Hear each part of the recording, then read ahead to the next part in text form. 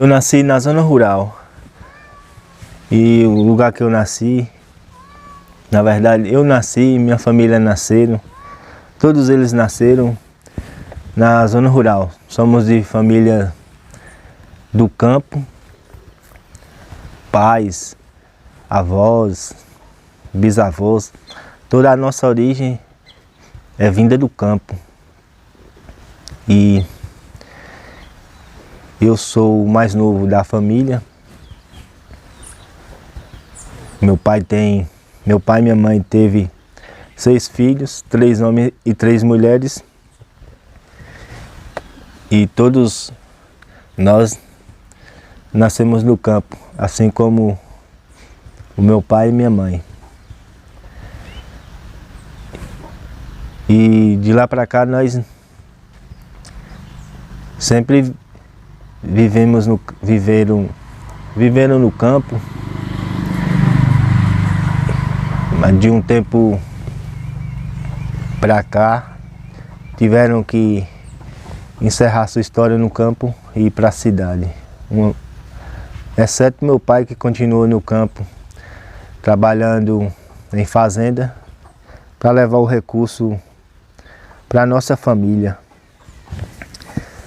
E minha mãe seguiu na cidade trabalhando de diarista, lavando roupa, passando roupa, fazendo o que tinha como fazer para poder colocar comida na mesa e estudar nós. Que eram os mais novos, nós tivemos a oportunidade de ao menos fazer o ensino médio, coisas essas que os outros mais velhos não tiveram por causa de tempo. E quando a gente viveu no campo, não tinha energia. A gente já usufruía da energia através de um rádio de pilha que a minha mãe tinha comprado quando ela morava ainda na roça. Ela trabalhando no campo, naquela época tinha cultivo de algodão, mas só que ela engordava porco, ela tinha galinha, ela trabalhava de diarista para os vizinhos, ela empreitava terra, arrendava terra para trabalhar de meieira. Minha mãe sempre, ela se virou para poder não deixar faltar nada para nós, roupas, essas coisas. Meu pai nunca deu roupa assim a nós. Quem sempre tinha esse cuidado era a minha mãe. E naquela época, naquele lugar que eu nasci, nos outros lugares também, eu ouço eles falarem, relatos deles, não tinha energia. E passou muitos anos para poder a gente ter acesso à energia. A primeira televisão que lá em casa teve, que foi minha irmã trabalhando de doméstica, ela conseguiu comprar uma televisão Philco, preto e branco, caixa de plástico, toda analógica. O vizinho tinha comprado uma Philco para assistir a Copa do Mundo e trocou. Aí ele comprou uma Philco colorida e vendeu essa televisão preto e branco. Esse foi o primeiro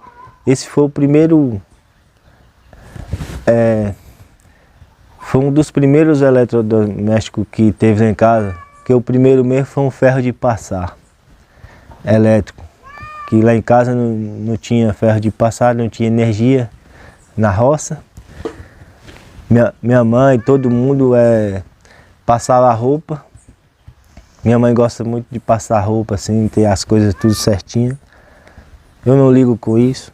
Inclusive vocês podem ter visto, essa camisa tá toda amassada. Tem anos que eu passo uma roupa. Aí naquela época o pessoal usava o ferro de passar, mas um ferro de passar que utilizava a brasa. Pegava a brasa no fogão de lenha, fogão a lenha, pegava as brasas, colocava dentro desse ferro de passar a lenha, e aí ele esquentava.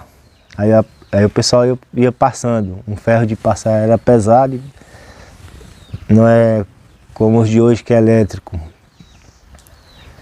E assim foi o primeiro eletrodoméstico lá em casa, foi um ferro de passar. Segundo foi a televisão que a minha irmã comprou. Como a gente morava todos juntos ainda, aí ela comprou essa televisão que ela trabalhava de doméstico e teve esse acesso. Passou muito tempo, depois que a gente já estava na cidade, meu pai, em parceria com meu irmão, com meus irmãos, meus dois irmãos mais velhos, eles tinham ido para São Paulo em busca de recursos e trabalhando lá em obra, fazendo a base com a empresa para colocar a fiação da Telesp, que era a companhia elétrica, lá elétrica de São Paulo, se eu não me engano. E aí eles trouxeram recursos. Meu pai já tinha saído daquela fazenda e foi convidado para fazer uma cerca, uns trabalhos aqui no Formoso, que é o lugar que a gente está hoje. E aí gostou porque tinha irrigação, tudo verde, e lá o lugar que a gente estava é muito seco, o lugar que morava antes estava muito seco, era um lugar rico em água. Aí acabou que gostaram, meu irmão veio passear aqui também, olha, ver meu pai, e aí achou interessante, aí pegaram o dinheiro e aplicaram aqui, compraram. O antigo dono desse espaço aqui, desse terreno, que é um lugar aqui que é assentado, chama-se de Colônios,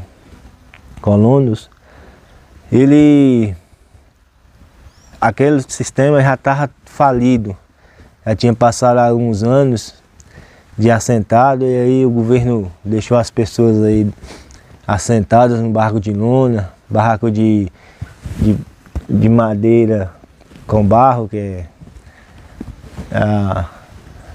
e aí o pessoal não conseguiu, depois que acabou os recursos financeiros que tinha entregue no início da implantação, o pessoal foram vendendo os seus lotes, e hoje quase não tem colono assentado aqui, tem mais pessoas que vieram de fora, que compraram as terras, né, que o projeto passou por sua primeira falência, né? E aí o pessoal comprou,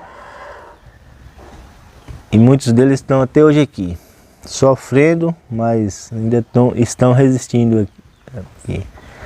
Aí quando esse projeto foi assentado, não tinha energia para todo mundo. A energia que tinha era só nas vias principais, onde que tinha as bombas que bombeiam a água para as roças, para as residências do pessoal, dos agricultores. E aí acabou que passou-se muitos anos, as pessoas não tinham televisão, não tinham os frutos, mas não faziam suco, não faziam bolo. Era muito difícil a situação. Alguns não tinham nem condição de comprar um fogão a gás, cozinhava a lenha, fazia um lugarzinho fora de casa para cozinhar. Minha mãe fez isso muitos anos. Era muito difícil. Quando estava chovendo, para fazer comida, é uma luta imensa. É um sofrimento que não deveria ter, né, acontecer. E aí ficamos muitos anos sem energia. Aí depois colocou a energia para todos os lugares. Em alguns lugares aqui do Projeto Formoso não colocaram. Vocês sabem como acontece algumas obras públicas, né? Algumas empreiteiras, elas desviam dinheiro e em alguns lugares é prejudicado por esses desvios de recursos. Aqui foi um deles, não foi só aqui, outros lugares também. Passou-se muitos anos, aí chegou o projeto Luz para Todos, no governo PT. Aí o Luz para Todos veio, mas isso, meu pai já tinha corrido atrás para ver se colocava essa energia e nada, era muito caro os postes para puxar. Aí não conseguiu, e é muito caro mesmo, e você ainda tem que ficar responsável para caso de algum problema, um acidente com essa rede, a Coelba não responsabiliza, e nem o governo. Aí, com o Luz para Todos, foi possível contemplar nós aqui e outros vizinhos que estavam sem energia. Aí melhorou muitas coisas, pôde comprar alguns aparelhos elétricos, ferramenta, utensílio de casa também. E aí mudou a realidade nossa, né?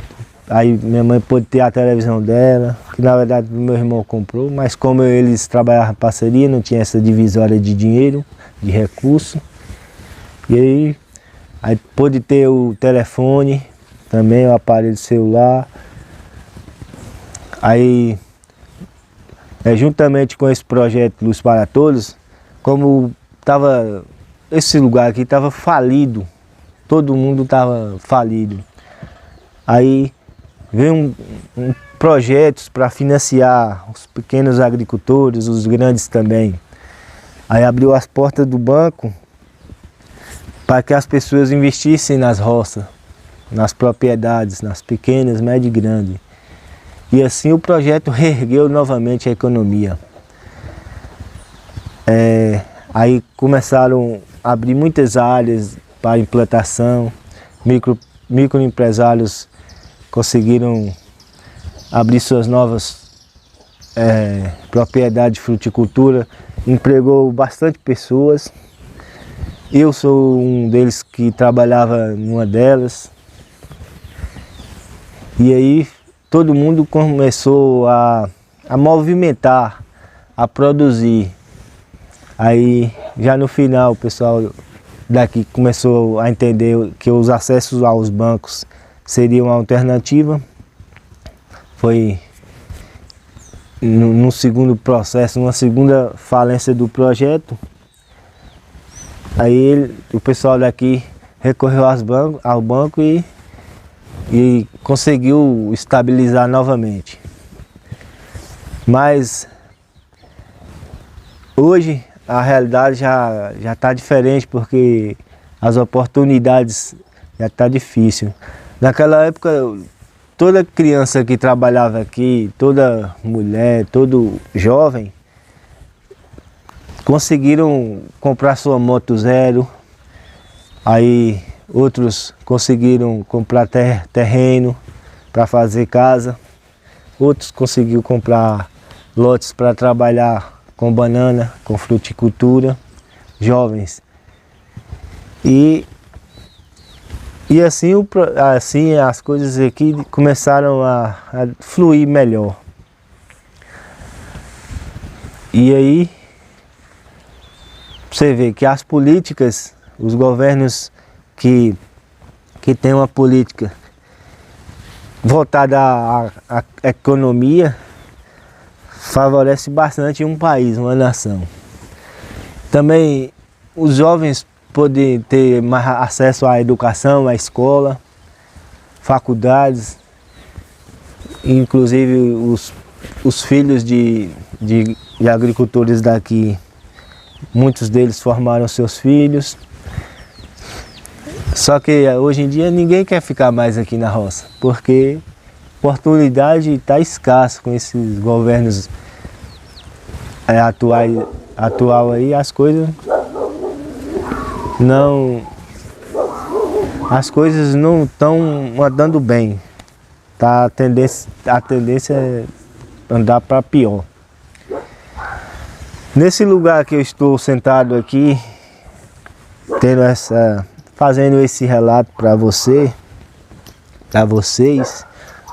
aqui eu escolhi esse lugar porque aqui eu estava conversando com a minha amiga e me veio umas lembranças, umas recordações. Aqui, por exemplo, era uma cozinha. Aqui tinha uma cozinha que minha mãe fez, a porta da entrada da casa é mais lá adiante. E era tipo um barraquinho, era de madeira e não tinha barro. E minha mãe saía de lá para cozinhar aqui. Era uma comida muito boa no fogão a lenha. Só que para ela era muito difícil, era muito sofrido. Nos tempos de calor, era aquele sol insuportável, calor insuportável. E para acender o fogo também prejudica muito a visão, problemas de respiratório, essas coisas que estragam a saúde. E no tempo de chuva, era a lama que tinha aqui, era a chuva caindo, a pessoa ter que acordar cedo para poder fazer café, fazer o café da manhã. Minha mãe gostava muito de fazer bolo, assar bolo, e utilizava sempre esse lugar. E ela também gostava de fazer rapadura, pouquinha rapadura, mas logo ao lado tinha um engenho que nós reciclou ele, tinha umas canas, e nós pegávamos essas canas e passava, quando a gente vinha de férias, meu pai, nós ia tirar essas canas e passava, era divertido demais, tomar caldo de cana com limão. Era muito bom, nós éramos muito felizes aqui, né? Aí, aqui não tinha essas caixas de Eternit, essas coisas assim, né? Nessas caixas de plástico, de fibra. Tinha um tambor de metal de 200 litros embaixo de um abacateiro que está logo ali, lá adiante. E essa água ficava lá, era gelada no tempo de frio, chegava a doer para tomar banho. Hoje já temos chuveiro elétrico, que no tempo do frio facilita a gente tomar um banho mais agradável, né, para evitar os resfriados e coisas assim. Então, a energia é muito importante em uma propriedade rural. E hoje a gente já tem agora os projetos de fazer energia, de colocar energia mais limpa, né, energia sustentável, das placas fotovoltaicas, que também esses governos, esse governo atual quer barrar, né, junto com a Anatel. E isso não é umas coisas assim que vem a trazer progresso, barrando as energias limpas, coisas essas que na Alemanha e na Europa os países já buscam isso, né? E sem contar com essas dificuldades que tem, né, no clima e também essas guerras por energia, né? Muitas delas por combustível fóssil. Então, se a gente tem condição de fazer algo sustentável, por que barrar? Só para agradar uma classe, para enriquecer ainda mais essa classe que nem ajuda, nem contribui com a sociedade do Brasil. Eu acho que isso a gente precisa rever essas políticas aí atrasadas que tem essa direita. Então, naquela época a gente vivia numa escassez de recursos, mas a gente tinha um pouco de felicidade também. Não era só tempo ruim, né? Eu também me lembro que naquela época, quando eu vinha de férias para cá, me vem na memória, quando eu pegava a minha enxada, né? Sempre que a enxada da criança ou do jovem, sempre aquela enxada que já trabalhou muito, que ela já está bem desgastada, está bem pequena. Aí sempre sobrava essas enxadas para as crianças, também porque era mais leve, né? As crianças não tinham tanta força para pegar uma enxada nova, que tem um peso maior. E aí amolava essa enxada, tomava o café e saía junto com meu pai e meus irmãos a capinar o bananal. Naquela época não usava herbicida, usava a capina. Depois mudou para roçagem, mas quando os herbicidas já tinham acabado com toda a qualidade do solo do projeto Formoso. E hoje vive nessa escassez, né? Essa pouca produção, essa baixa produção por causa do uso insistente da química e do veneno e dos adubos químicos.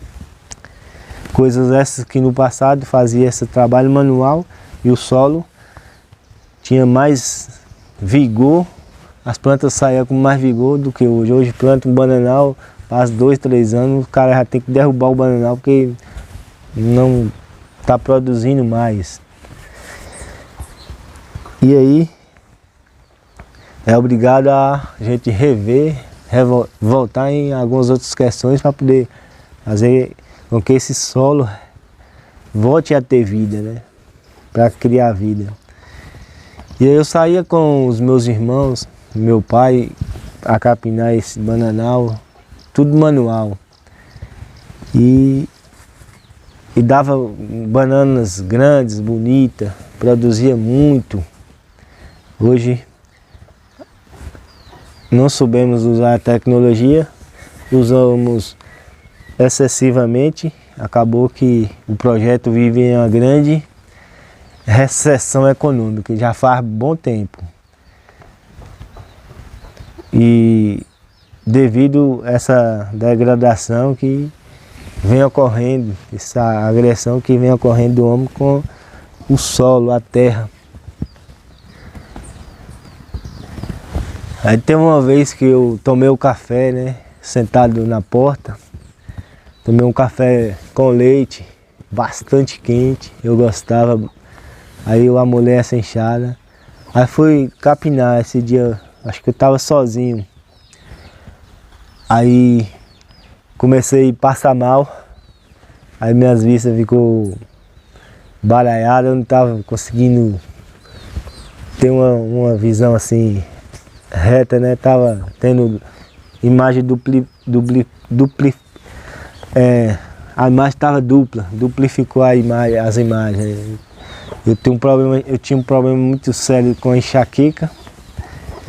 E aí eu acho que eu tomei esse leite muito quente com café e fui pro bananal, que é um lugar frio, né? Muita umidade. Eu não tive esse tempo para esperar. Aí a gordura provavelmente deu alguma alteração no meu organismo, né? E aí eu passei mal, tive que ir para a cidade, foi bem ruim aquele dia. Aí fui com meu pai, aí fiz os procedimentos médicos, aí voltei. Mas são coisas da nossa vida, né, que a gente relembra, né? E também quando eu estava capinando ou fazendo alguma atividade com meu pai, a gente falava um pouco de política. Na época já o radinho de pilha que minha mãe comprou, tinha comprado, já estava bem quebrado, estava muito bagunçado já por causa do zelo que nós tivemos, né? E aí tinha a câmera aberta na rádio de Bom Jesus da Lapa, né? E aí os políticos ia na Câmara falar, e meu pai sempre gostou de ouvir política no rádio. Aí, às vezes a gente conversava. Isso eu já estava quase concluindo o ensino médio. Aí era interessante recordar, é interessante rever essas lembranças, porque às vezes a gente na correria do dia a dia não conseguimos